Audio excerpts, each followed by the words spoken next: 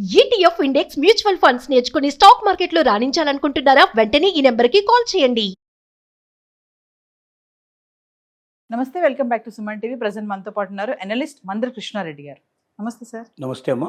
Sir, Aadhaar card గురించి మాట్లాడుకుంటే, అంటే ఒకవేళ చనిపోయారనుకోండి వ్యక్తి, ఆయన ఆధార్ కార్డ్ కనుక క్యాన్సిల్ చేయకపోతే ఏమైనా లాసెస్ ఉంటాయా? అంటే స్కామ్స్ జరిగే ఛాన్సెస్ ఏమైనా ఉంటాయా? అంటే చనిపోయిన వారి ఆధార్ కార్డ్ని క్యాన్సిల్ చేసేసేయాలా, అలాగే ఉంచితే వచ్చే ఇబ్బందులు ఏంటంటారు? ఒకటి, భారతదేశం ప్రపంచంలోనే జనాభా నిష్పత్తిలో అగ్రగంగా ఉంది. ఇవాళ చైనాను మించి మనం ఇవాళ భారతదేశం లోపల జనాభా ఎక్కువ ఉండటం వల్ల ఈ ఆధార్ కార్డు అనేది అన్ని విషయాలకి ఇవాళ కావాల్సి వస్తుంది. రేషన్ కార్డు కావాలన్నా, ఉద్యోగం కావాలన్నా, ఉపాధి కావాలన్నా, లోన్ కావాలన్నా, బ్యాంక్ అకౌంట్ కావాలన్నా, గ్యాస్ కావాలన్నా, ప్రతి ఒక్క దానికి కంపల్సరీగా ఆధార్ కార్డు అనేది మనిషి జీవితంలో ఒక భాగం అయిపోయింది.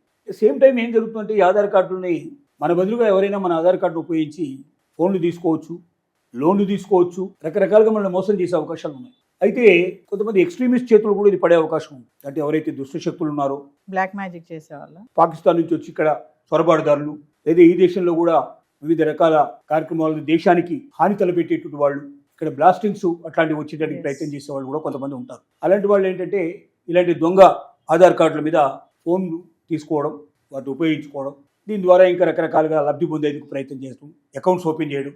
రేపొద్దున ఎక్కడైనా పట్టుబడ్డప్పుడు ఎవరున్నారని చెప్పి వెతుక్కుంటూ వస్తాం. అసలు వాళ్ళకి ఈ ప్రాబ్లం కలుగుతుంది తప్ప వాళ్ళకి జరిగేటువంటి నష్టం ఏమి ఉండదు. ఇలాంటి పరిస్థితుల్లో మరణించినటువంటి వాళ్ళ ఆధార్ కార్డులు వెంటనే క్యాన్సిల్ చేయాల్సిన అవసరం. ప్రభుత్వం ఈ మధ్యనే దీనికి చర్య తీసుకొని రకరకాల ప్రక్రియల ద్వారా అతను బతుకున్నాడా లేదా అని తెలుసుకోవడానికి ప్రయత్నాలు చేశారు. ఆ రకరకాల ప్రక్రియల ద్వారా తెలుసుకున్న విధానాన్ని బట్టి 1,34,00,000 ఆధార్ కార్డులని క్యాన్సిల్ చేయడం జరిగింది. మొత్తం 134 కోట్ల మంది ఇప్పటికీ దాదాపుగా ఆధార్ కార్డు ఉపయోగిస్తున్నారు. దాంట్లో 1,34,00,000 మంది సుమారుగా ఆధార్ కార్డుని టోటల్గా క్యాన్సిల్ చేసేసారు. అంటే చనిపోయిన వారు అనేటువంటి రికగ్నైజ్ చేశారు. ప్రభుత్వం ఏం సలహా ఇస్తుందంటే, ఆధార్ కార్డు ఉపయోగించే వాళ్ళకు రకరకాలైనటువంటి ప్రభుత్వం ఏం చేస్తుందంటే, వాళ్ళకి తమ ఆధార్ కార్డు వేరే వాళ్ళు ఉపయోగించకుండా ఉండేందుకు అనేక రకాల జాగ్రత్తలు, అనేక రకాల టెక్నికల్స్ దాంట్లో అవకాశాలు కల్పిస్తోంది.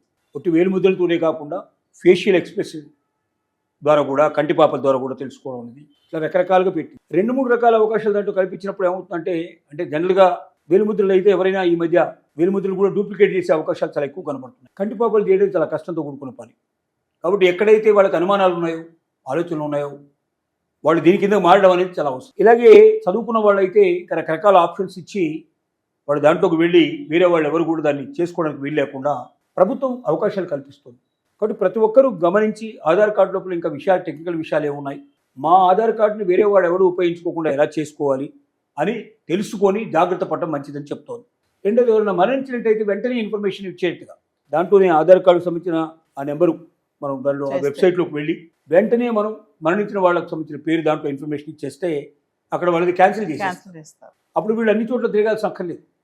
ఒకవేళ అది తప్పిపోతే ఏమవుతుందంటే, తర్వాత దాన్ని క్యాన్సిల్ చేయించడానికి నా రకరకాల చట్టాలు పడాల్సి వస్తుంది. అది ఎక్కడో ఉన్నది వెతుక్కుంటూ పోవాలి, ఆధార్ కార్డు సేవా కేంద్రానికి వెళ్ళాలి, అక్కడ వెళ్ళి ఒక పూట నిలబడి దాన్ని క్యాన్సిల్ చేసుకొని రావాల్సిన పరిస్థితులు ఏర్పడతాయి.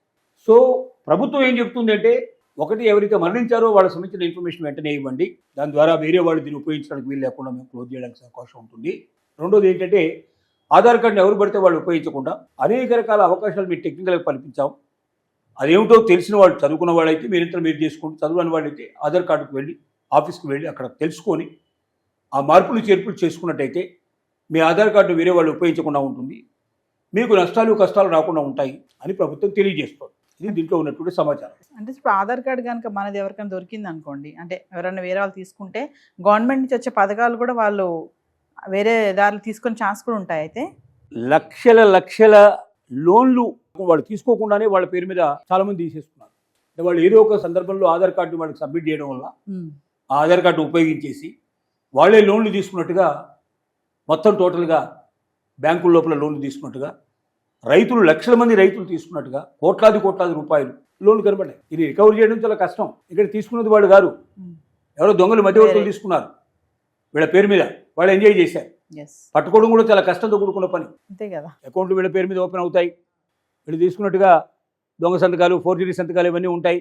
కోర్టులో నడిచినా కూడా వీళ్ళు తీసుకోలేదని చెప్పడానికి అవకాశం ఉంటే ఉండొచ్చేమో, కానీ ఆ డబ్బు అయితే రికవరీ అవ్వడం చాలా కష్టంతో కూడుకున్న పని.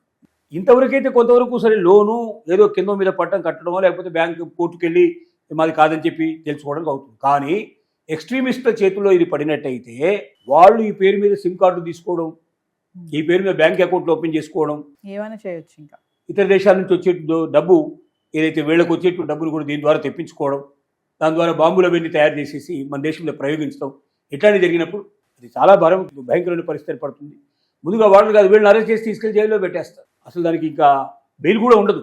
దేశ రక్షణకు సంబంధించిన విషయం లోపల అరెస్ట్ అయితే బెయిల్ కూడా ఉండదు. కాబట్టి అలా బాధపడుతున్న వాళ్ళు చాలా మంది ఉన్నారు. సో చాలా జాగ్రత్తగా ఉండాలి ఆధార్ కార్డు విషయం లోపల. అది మనకు ఎంత మేలు చేస్తుందో దాన్ని మనం నెగ్లెక్ట్ చేస్తే అంత కీడు చేసే అవకాశం కూడా ఉంది.